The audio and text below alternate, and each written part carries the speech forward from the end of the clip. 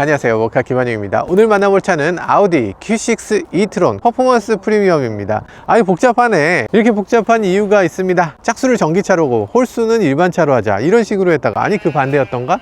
이런 식으로 하다가 e-tron이란 이름을 부활하게 됐어요. 그러다 보니까 계속 이름이 붙어서 긴 이름이 됐는데, 사실은 이 차 내용은 간단합니다. 포르쉐를 치면 마칸에 해당되는 자동차, 이 PP라고 하는 플랫폼을 이용해서 이렇게 아우디 Q6란 이름으로 태어나도록 만들었다는 건데요. Q6 e-tron 어떤 점에서 그렇게 훌륭한 자동차고, 프리미엄 자동차는 어떤 차이가 있는 것인지 끝까지 함께 살펴보시죠.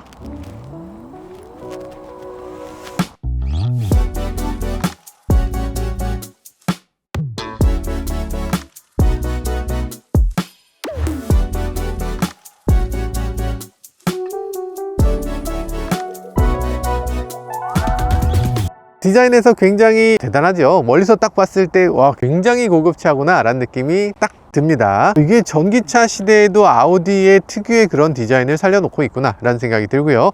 사실 이 아우디는 시작에 불과합니다. 그동안 아우디가 신차가 너무 부족했다 라는 얘기들을 했는데요, 뭔가 올해를 위해서 몰아놓은 것 같아요. 그러니까 우리나라에서도 현대차, 기아차가 슈퍼사이클이라는 게 한번 돌았잖아요. 그 슈퍼사이클이 도는 해에는 수많은 자동차가 다 쏟아져 나왔었는데, 아우디도 올해가 슈퍼사이클의 시작입니다. 그래서 올해부터는 이 차를 시작해서 A5, A6 등등등의 모든 자동차가 다 신차로 바뀌게 되죠. 그런 자동차들이 나오는 그 첫 번째 차니까 이 차 Q6 e-tron에서 아우디의 미래가 어떤 식으로 변하게 될지를 대략이나마 짐작할 수 있는데요. 그렇기 때문에 우리가 이 차를 유심히 살펴봐야 합니다. 자, 외관에서 봤을 때 느껴지는 점 어떠세요? 사실 아우디라고 하는 자동차는 기본적으로 굉장히 우락부락하고 굉장히 강력한 디자인의 자동차였습니다. 다른 자동차 회사들보다 조금 더 화가 나 있어. 우락부락, 와, 나덤벼! 이런 느낌이 살짝 있죠. 살짝 그런 느낌이 있는데, 그런데 최근 들어서의 아우디는 그런 것보다는 조금 더 매끈한 느낌이 듭니다. DRL 부분도 굉장히 독특한데요, 전동화가 되면서 쑥 들어가 있는 게 아니고 미끈하게 돌아나가는 부분, 이런 것들이 아우디가 굉장히 선이 좀 부드러워졌나? 라는 생각이 들기도 하고, 최근 들어서 많은 메이커들이 DRL을 굉장히 독특한 디자인으로 만들어내고 있지만 아우디만큼 잘하는 회사는 흔치 않은 것 같아요. 램프 하나하나가 이런 식으로 빛을 따로 내도록 만들어져 있고, 그 각각각을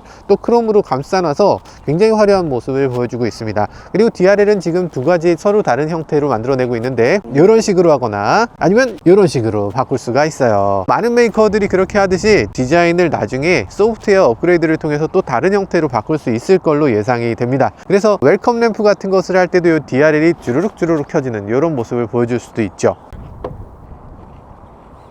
오, 또 움직여요. 웰컴. 오, 차에 타기만 해도 웰컴이 한번 더 켜지네요. 이것도 좀 똘똘하다. 열면, 오, 이야, 램프 모드에 따라서 웰컴 램프도 바뀌는 걸 볼 수 있습니다. 역시 램프 회사답군요. 아우디라고 하면 전통적으로 램프 회사라고 했는데 역시나 변함없이 훌륭한 램프 디자인을 보여줍니다. 헤드램프는 아래쪽에 있는데 헤드램프도 상당히 신경 써서 만들었어요. 매트릭스 헤드램프를 갖고 있어서 맞은편에 오는 차에 눈부심은 없이 상향등을 항상 켤 수 있는 그런 기능을 갖추고 있고요. 근데 더 놀라운 건 테일램프입니다. 테일램프 디자인도 이런 식으로, 아니면 이런 식으로, 신기합니다. OLED를 이용해서 아주 얇은 판에서 이렇게 빛이 나오도록 하고 있는데, 와, 이거 굉장히 고급스럽고, 밤에 이걸 보고 있으면 와, 저 차는 예사롭지 않다고 느껴질 것 같아요. 자, 그런 생각이 들고요. 그리고 아우디 배지도 바뀌었습니다. 크롬으로 만들어졌던 그런 아우디가 아니고요, 이런 식으로 약간 플라스틱 느낌이 나는 아우디로 바뀌었어요. 사실 우리나라에선 플라스틱이라고 하면 저가의 물건이라는 느낌이 강한데, 유럽이라든지 미국에서는 그런 느낌이 조금 덜한가 봐요. 그래서 서양에서는 이런 것들이 전혀 이상하게 느껴지지 않는 것 같습니다. 아무튼 그런 느낌이고요. 트렁크를 열어보면 트렁크 공간은 이 정도, 시트 하나가 더 들어갈 수 있을 정도의 공간이라고 할 수 있고요. 그리고 이런 식으로 폴딩을 할 수 있는데 수동으로 이렇게 폴딩이 되고 있습니다. 자, 그리고 가운데 보면 4대2대 4로 이렇게 폴딩이 됩니다. 여기에 긴 물건을 실을 수 있기 때문에 겨울철에 스키장이라든지 이런 데 갈 때도 꽤 도움이 될 수 있겠죠. 자, 뒷좌석에 한번 앉아보도록 하죠. 이런 식으로 램프가 굉장히 고급스럽게 켜져 있고요. 그리고 켜질 때도 우아하네. 여기 보면 이런 식으로 지금 스크린 같은 것도 만들어져 있는데, 그래, 이렇게 만들어야지 깔끔하게 기구적으로 굉장히 잘 만들어졌어요. 만족감이 큽니다. 자, 그런 생각이고요. 뱅앤올uf슨 사운드 시스템이 여기 있는 게 보여지는데, 지금 트위터가 아담한 트위터가 달려 있고요. 이 그릴에 비해서 훨씬 작죠? 그런 느낌의 트위터가 있고, 아래쪽에 스피커가 큼직한 게 들어가 있기 때문에 뒤쪽에 중간 크기의 스피커가 스피커가 하나 더 달려 있어서, 그래서 뒷좌석을 위한 스피커가 지금 각 좌석마다 3개씩 제공이 되고 있고, 서브우퍼는 별도로 있습니다. 지금 스피커 구성은 너무나 만족스러운 구성이기도 하고, 뒷좌석에 앉았을 때 조금 아담하다는 느낌이 들긴 하지만 어쨌든 좁다는 느낌이 들진 않는 그런 공간입니다. 그리고 천장에 파노라믹 글래스 루프를 사용하고 있어서 개방감도 뛰어나고요. 머리 공간도 넉넉하고, 어깨 공간, 팔 공간, 다리 공간, 그리고 시트 아래쪽으로 발이 들어가는 부분, 이런 것들도 만족감이 크고요. 시트 방석 길이도 굉장히 길어서 이 아래쪽까지 다 받쳐주는 걸 볼 수 있어요. 살짝 요 밑으로 손이 들어가는데 전체적으로 앉았을 때 불편함은 없겠다 싶은 생각이 듭니다. 그런데 시트를 앞으로 폴딩할 수 있는데 뒤로 젖힐 수 있는 기능이 별도로 제공되고 있진 않아요. 그래서 이렇게 앉을 수 있고요. 그리고 여기 보면 온도 조절이라든지 열선이라든지 이런 것들도 제공이 됩니다. 눌렀을 때 소리가 딱딱 나면서 이게 확실히 눌러졌다는 걸 인지할 수 있도록 하는 게 굉장히 세련됐네요. 소리 하나 남으로 해서 훨씬 더 좋은 차로 느껴진다니까. 식당에서도 저기요 그럼 네 해야지, 네 해야 훨씬 더 친절한 식당으로 느껴지잖아요. 그런 것처럼 눌렀을 때 바로바로 인식되는 거 도움이 되죠. 이 아래쪽에 USB-C 2개가 있고요. 근데 전체적으로 봤을 때 이 부분이 플라스틱 감각이 너무 강해서 뒷좌석에 앉은 사람은 플라스틱 요소가 너무 많다 이렇게 생각될 수도 있을 것 같습니다. 어디까지나 이 차는 뒷좌석을 위한 차는 아닌 것 같고 앞좌석에 더 집중되어 있는 자동차로 느껴져요. 앞좌석으로 넘어가서 조금 더 살펴보도록 하죠. 지금 스토어에서 앱이 수없이 많네요. EV맵, EV차저, EV맵을 볼 수도 있고 옐프 지원됩니다. 가라오케도 있네요. 가라오케도 설치하고요. 스포티파이, 멜론도 있네요. 그리고 비발디 브라우저 들어있습니다. 와 좋은데? 그리고 유튜브도 앱이 별도로 있습니다. 게임도 있네요. 비비레이싱 게임도 있고요. 아 이런 게 다 된다고? 아 훌륭합니다. 훌륭합니다. 일단 앱스토어가 너무 잘 돼 있는데, 아우디의 차들이 전기차가 어느 정도 됐나 궁금했는데 이런 것들이 돼요. 채영이가 좋아하는 게임 스타트. All you gonna go do is just meet me at the 아파트 이런 거라고 합니다. 이런 것들을 지금 앱스토어에서 막 설치해서 지금 깐 거예요. 와 너무 좋지 않아요? 지금 뱅앤올룹슨한테 정말 미안하지만 아무튼 이런 기능들이 제공이 되고요. 이 차에는 뱅앤올룹슨 스피커가 16개가 들어있습니다. 어디다 들어갔는지 모르겠네. 여기도 보이고 여기도 보이고 앞쪽에도 보이고, 그리고 헤드레스트에 달려 있습니다. 헤드레스트에 있어서 음장감을 높이는 방향으로 만들어져 있어요. 이렇게 들어보면 Why do stars fall down from the sky? 카펜터스가 언제적 노래예요? 40년 전 노래인데 너무 좋아. 지금 음질이 너무 훌륭하게 들립니다. 놀랍습니다. 이게 어떻게 이렇게 음질을 살려놓을 수가 있지? 대단한데?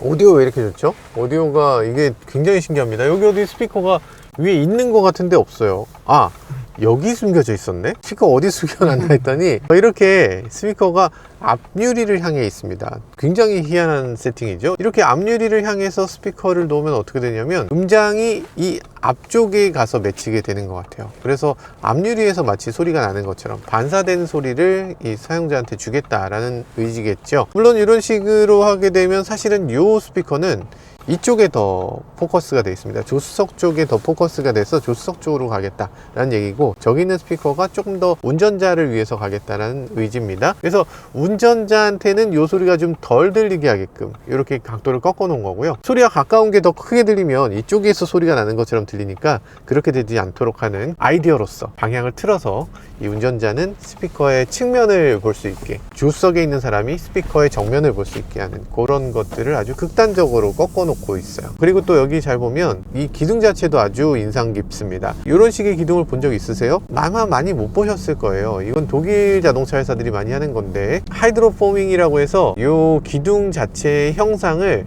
마름모로 만들어냅니다. 이건 찍어서는 만들 수 없는 구성이죠. 테슬라 같은 차를 보면 이 기둥이 굉장히 두껍잖아요. 그래서 여기에 사각지대가 생긴다는 얘기들을 많이 하는데, 2차원적으로 보면 당연히 두꺼울 수밖에 없지. 근데 이걸 3차원적으로 아주 기하학적으로 잘 만들어져서 운전자가 보는 각도에선 이렇게 가운데로만 하는 게 아니라 이쪽으로 더 튀어나오게 그래서 시야를 가리지 않으면서도 강성을 확보할 수 있도록 구성하는 이런 기둥을 채택하고 있어요. 이 기둥을 만들면서 이 스피커 위치까지 같이 고민한 거죠. 그래서 스피커를 이런 각도로 깎아 넣게 되어 있는 겁니다. 이 각도가 아니라 이 각도로. 진짜 프리미엄의 오디오가 어떤 것인지를 보여주는 것 같습니다. 아주 만족감이 높아요. 어댑티브 크루즈를 한번 작동시켜 볼게요. 어댑티브 크루즈가 보통 다른 차 같으면 이 위에서 터치로 보통 하잖아요. 리모컨 터치는 보지 않으면 알 수가 없기 때문에 이런 기둥이 조금 더 이해하기 쉽다. 차로를 벗어나지 않게 하는 차선 이탈 방지 기능을 제공해 줍니다. 그래서 차로를 넘어가지는 않는데요. 그런데 차로 중앙 유지를 지원하진 않아서 차로 중앙으로 가지는 않습니다. 어차피 차선을 넘어가지만 않으면 그게 그거다 라고 할 수도 있겠지만 그럼에도 차로 중앙을 더 유지해 주면 여러 가지로 더 편리할 수 있을 것 같네요. 지금 헤드업 디스플레이가 아주 독특합니다. 어댑티브 크루즈를 이런 형태로 사용한 적은 한 번도 없었는데 어떤 자동차에서도 하지 않는 어댑티브 크루즈 방식을 채택하고 있어요. 앞에 차가 있으면 차가 있는 부분에 레이더가 비춰지는 것처럼 이렇게 그림을 그려주고 있습니다. 그런데 이거는 자동차를 명확하게 인지하는 느낌이 아니고 저 언저리에 뭐 있는 것 같아 이런 식의 느낌인데 저걸 굳이 HUD로 보여줄 필요가 있었을까 싶은 생각이 들긴 하네요. 대신에 이 가운데에 보면 마치 테슬라를 보는 것처럼 주변에 있는 차선이라든지 차선을 넘어가는 상황이라든지 아니면 우리 눈에 보이는 차들을 그대로 잘 그려놓고 있습니다. 내가 이렇게 인식 잘하고 있어 라는 걸 보여주는 거 맞죠? 헤드업 디스플레이에 지금 내비게이션 화면이 나타나는데 이것도 너무 좋고요. 이 운전하는 느낌이 너무 좋네. 이거 완전히 포르쉐인데요. 진짜 포르쉐 같은 느낌이 들어요. 지금 핸들을 돌렸을 때 느낌이 굉장히 부드럽고 패밀리 느낌을 주면서도 거기서 굉장히 세련된 느낌을 제공해주고 있어요. 핸들 조작감이 되게 좋네요. 이 핸들이 생각보다 되게 얇고 좋아하시는 분들이 계실 것 같아요. 전통적인 독일차의 느낌 그런 것들을 보여주고 있습니다. 아주 가뿐한 느낌이 드네요. 승차감을 간단히 보도록 하겠습니다. 과속 방지턱 좋아요. 이 정도라면 나쁘지 않습니다. 좋아. 서스펜션은 조금 단단한 편입니다. 독일 차니까 당연히 이 정도 단단하지, 유럽 차니까 이렇지 라는 느낌으로 어느 정도 용납이 되는 것 같아요.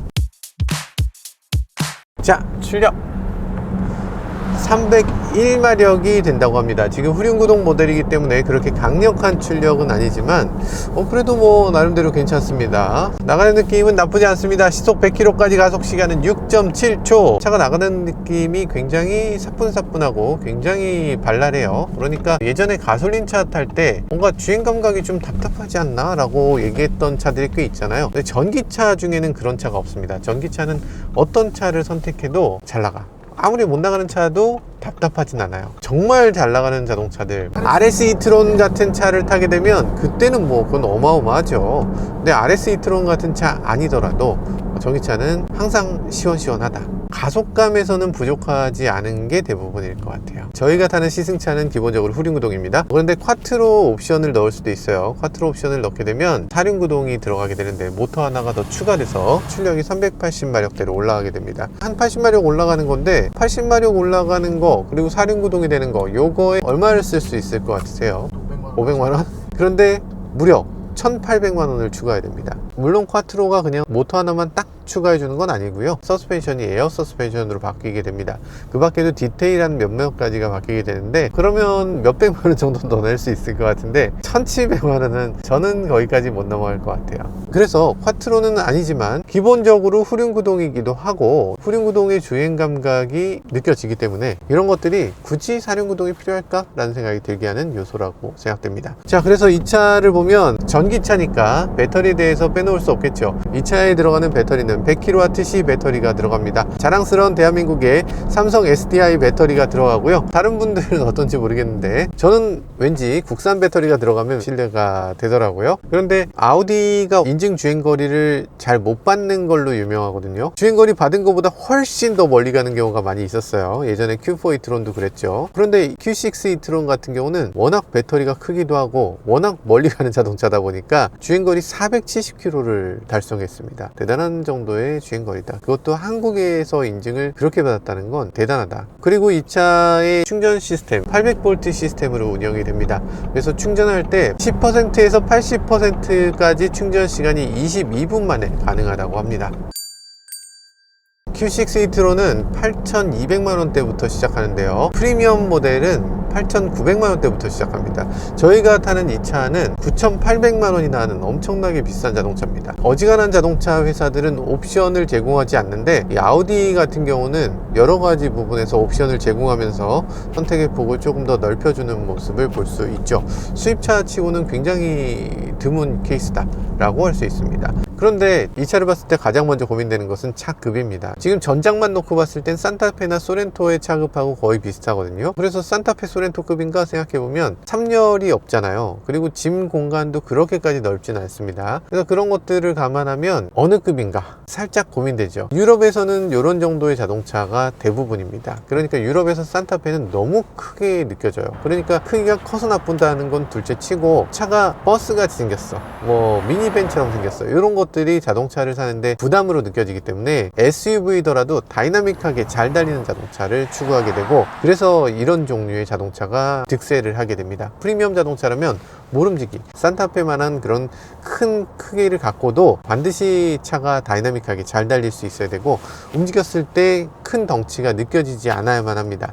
그게 독일 자동차 메이커들의 자동차를 만드는 방법인 것 같아요. 그래서 포르쉐 마칸 그리고 아우디 Q6 e-tron, 이 두 가지 차는 이 플랫폼을 공유하면서 다이나믹한 자동차를 만드는데 더욱더 집중한 것 같습니다. 같은 레시피를 갖고서 마칸은 조금 더 화려한 기술들을 많이 집어넣고 좀 더 비싼 가격대에서 포지션을 한 거고, Q6 e-tron 같은 경우는 그보다는 조금 저렴하지만 그래도 프리미엄이라는 걸 잊지 않는 그런 상품으로 만들어져 있는 걸 볼 수 있습니다.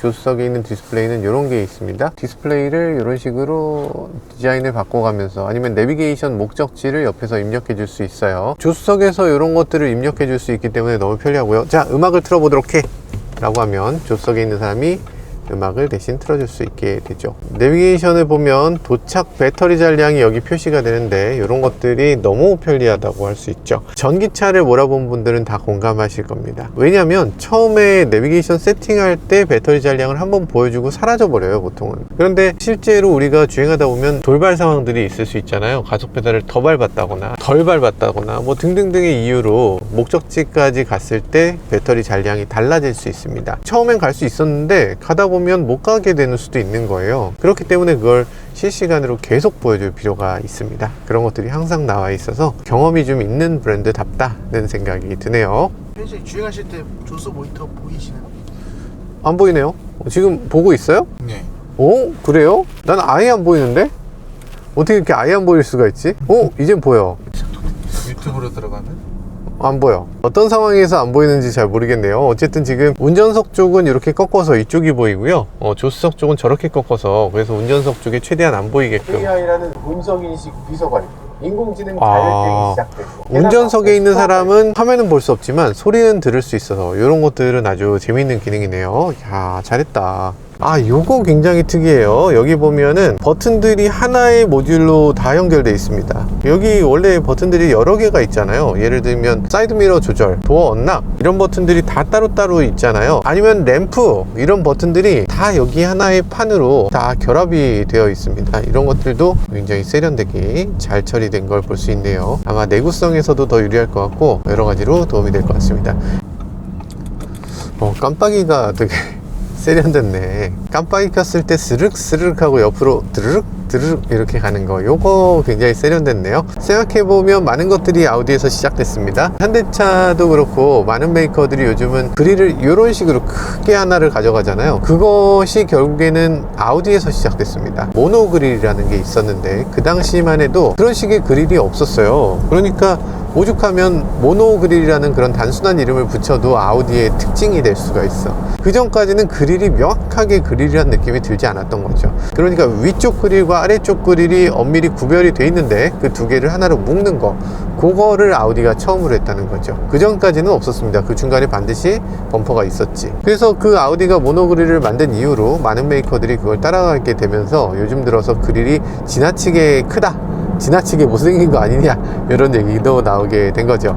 재밌습니다. 재밌는 세상인 것 같아요. 그래서 아우디가 주도하는 이런 자동차 디자인, 이런 것들 확실히 어느 순간부터인가 표준처럼 자리 잡게 됐고요. 그렇게 많은 메이커들이 아우디를 따라가지만 그럼에도 오리지널이라는 건 반드시 존재하는 것 같습니다.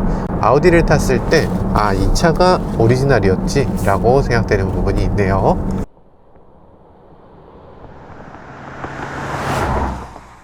자, 트렁크 있어요. 오, 이거 뭡니까? 아우디 전용 가방을 만들어서 줬는데 아, 이런 거 필요하지, 이런 거 필요하지. 사실 별건 아니에요. 여기다가 장갑이라든지 걸레라든지 이런 것들 넣을 수 있는 가방인데 만듦새 괜찮고, 그리고 이대로 들고 다니면 꽤 폼날 것 같아요. 저 사람 아우디 전기차 타네? 프리미엄 메이커라면 이런 거 있어야죠. 딱 들고 다녔을 때 저 사람 아우디 타는구나 이런 느낌 들게끔. 자, 이런 것들 있고요. 꽤 깊어요. 이렇게 꽤 깊게 들어가고요. 한 층 정도 더 담을 수 있는 걸 볼 수 있습니다. 근데 크기를 조금 더 크게 해줬으면 좋았겠다. 저녁이 되니까 이런 게 보이잖아요. 아우디 배지가 이렇게 슉 이렇게 보이는 거 멋지죠? 여기 보면 S, 아우디의 S라는 걸 보여주는 그런 것도 있고요. 그리고 이런 것도 재밌죠. 버튼 눌렀을 때 전동으로 이렇게 열려요. 닫힐 때도 이렇게 하면 알아서 이렇게 닫힙니다. 한쪽에는 급속 완속 충전이 되고요, 이쪽 편에도 완속 충전이 됩니다. 그러니까 내 집에다가 설치하는 거기 때문에 이쪽 편에다 설치하든 저쪽 편에 설치하든 한쪽에만 설치하면 되도록 그렇게 만들어 놓고 있고요. 저는 개인적으로는 급속 충전이 양쪽이 다 있어서 이쪽과 저쪽에서 동시에 꽂아서 2배로 빠르게 충전되면 좋겠다, 그런 생각이 드는데 동시에 열리는지 한번 해보겠습니다. 동시에는 안 열리게 막아놨습니다. 이걸 누르면 반대쪽이 닫히게. 완속 충전을 양쪽에서 동시에 꽂을 수는 없도록 만들어 놨는데 돼야지. 그래서 2배로 빠르게 충전돼야지, 뭐 그런 생각이 들긴 해요. 자, 이렇게 아우디 Q6 e-tron 간단히 시승해 봤는데요. 역시나 훌륭한 자동차입니다. 아우디는 역시 아우디다 라는 생각이 들고요. 그리고 이제 아우디의 인테리어 이런 식으로 만들어지기 시작했는데 앞으로 다양한 자동차들이 이 인테리어와 첨단 기능들을 가득 안고 태어날 걸로 예상됩니다. 그리고 아우디 Q6 e-tron 역시나 아우디의 최신 전기차답게 최첨단 기능들을 여러 가지로 많이 담고 있다는 점에서, 그리고 프리미엄 플랫폼을 갖추고 있다는 점에서 역시나 추천할 만한 자동차라는 생각도 들었습니다. 지금까지 저는 모카 김한용이었습니다. 감사합니다.